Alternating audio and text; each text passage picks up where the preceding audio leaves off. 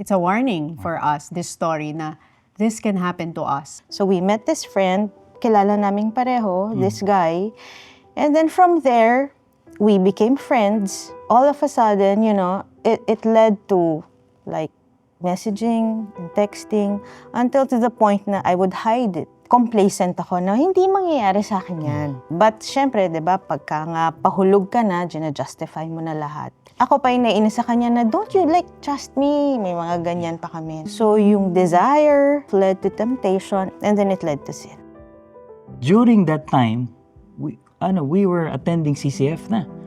So while you were in that affair, you were still going to church and Yes. That's right. may guilt ba yung time na yun? There's no guilt. Parang Did you ganyan. ever feel like, I'm going to leave my family for this? Yes.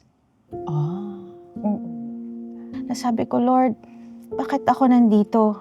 I'll be honest with you, hindi ko kayang iwan yung lalaki, but I know this is wrong. I know it's happening. Wala. I've been praying to God. Sabi ko, wag sana. Wag sana.